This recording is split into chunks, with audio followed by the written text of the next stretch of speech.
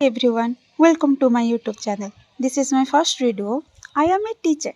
ଆଉ ଆଜି ଆମ ସ୍କୁଲର ଦଶମ ପିଲାମାନଙ୍କୁ ଫେରୱାଲ୍ ଭୋଜି ଦିଆଯାଉଥିଲା କାହିଁକି ନା ଦଶମ ପିଲାମାନେ ଆଉ 3 ମାସ ପରେ ଆମ ସ୍କୁଲରୁ ଚାଲିଯିବେ ତ ସବୁ ନବମ ପିଲାମାନେ ମିଶି ତାଙ୍କ ପାଇଁ ଗୋଟେ ବଣଭୋଜିର ଆୟୋଜନ କରିଥିଲେ।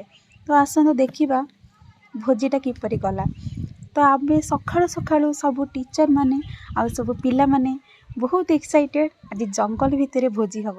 ତ ସମସ୍ତେ ବାହାରି ଗଲୁ ଏକ ଜଙ୍ଗଲକୁ, ପାଖରେ ଥିବା ଜଙ୍ଗଲରେ ଭୋଜି ଆୟୋଜନ ହେଲା। ସବୁ ପିଲାମାନେ ମିଶି ନିଜ ନିଜ କାମରେ ବ୍ୟସ୍ତ ରହିଲେ। କିଏ କାକୁଡ଼ି କାଟୁଛି, କିଏ ପିଆଜ କାଟୁଛି, ସବୁ ଏକ୍ସାଇଟେଡ଼ ଆମେ ନିଜେ ଆଜି ଭୋଜି କରିବୁ। ଟିଚର ମାନେ ବି ତାଙ୍କ ସହିତ ଲାଗି ପଡ଼ିଛନ୍ତି କି ପିଲାମାନଙ୍କ କାମ କେମିତି ସହଜ ହେଇଯିବ। ସତରେ ଜଙ୍ଗଲର ପରିବେଶ ଏତେ ଶାନ୍ତ, ସବୁଆଡ଼େ କିଚିରି ମିଚିରି ଶବ୍ଦ। ଦେଖୁନାହାନ୍ତି ଆମ ପିଲାମାନେ କେତେ ଏକ୍ସାଇଟେଡ଼। କିଏ ପିଆଜ କାଟୁଛି, କିଏ ଟମାଟୋ କାଟୁଛି, କିଏ ରୋଷେଇରେ ହାତ ବଢ଼ାଉଛି, ସମସ୍ତେ ଏକ୍ସାଇଟେଡ଼। ଆମେ ଟିଚର ମାନେ ବି ସେ ପିଲାମାନଙ୍କ ସହିତ ଆଜି ପିଲା ବନି ଯାଇଥିଲୁ। ତ 4 ଘଣ୍ଟାର ଅପେକ୍ଷା ପରେ ଶେଷରେ ଆମକୁ ମିଳିଥିଲା ଖାଇବା। ବିରିୟାନୀ, ଚିଲି ଚିକେନ, ଚିଲି ଛତୁ, ପାମ୍ପଡ଼, ଆଇସ୍କ୍ରିମ୍। ପିଲାମାନେ ଏତେ ଶ୍ରଦ୍ଧାରେ କରିଥିଲେ ଯେ ତାକୁ ଦେଖିକି ହିଁ ପେଟ ପୁରିଗଲା। ଏହିସବୁ ଦେଖି ମୋର ବି ମନେ ପଡ଼ିଗଲା ମୋ ପିଲାଦିନର କଥା। ମୋ ସ୍କୁଲ ଟାଇମ୍ରେ ଆମେ ସବୁ ସାଙ୍ଗମାନେ ମିଶି ଯେତେବେଳେ ଭୋଜି କରୁଥିଲୁ, ବ୍ୟାଚ୍ ଫିଷ୍ଟ କରୁ, କେତେ ମଜା ଆସେ।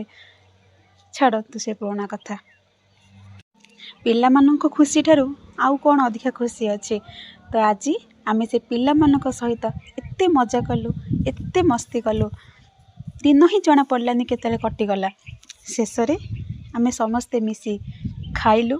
ଖାଇକି ତ ଲାଷ୍ଟରେ ଜାଣିଛନ୍ତି କ'ଣ ହୁଏ, ବାସନ ମାଜିବାକୁ ପଡ଼େ। ତ ପିଲାମାନେ ବହୁତ ପରିଶ୍ରମ କରିଛନ୍ତି ବାସନ ମାଜିବାରେ। ଯଦି ମୋର ଏଇ ସର୍ଟ ଭିଡ଼ିଓ ଆପଣଙ୍କୁ ଭଲ ଲାଗିଥାଏ ଆଉ ଆପଣ ଏଇଭଳି ଏକ୍ସାଇଟେଡ଼ ଭିଡ଼ିଓ ଦେଖିବା ପାଇଁ ଚାହୁଁଛନ୍ତି, ତାହେଲେ ମୋ ଭିଡ଼ିଓକୁ ନିଶ୍ଚିନ୍ତ ଲାଇକ୍, କମେଣ୍ଟ, ସେୟାର କରିବେ। ସବସ୍କ୍ରାଇବ୍ କରିବାକୁ ଭୁଲିବେନି। ଜୟ ଜଗନ୍ନାଥ।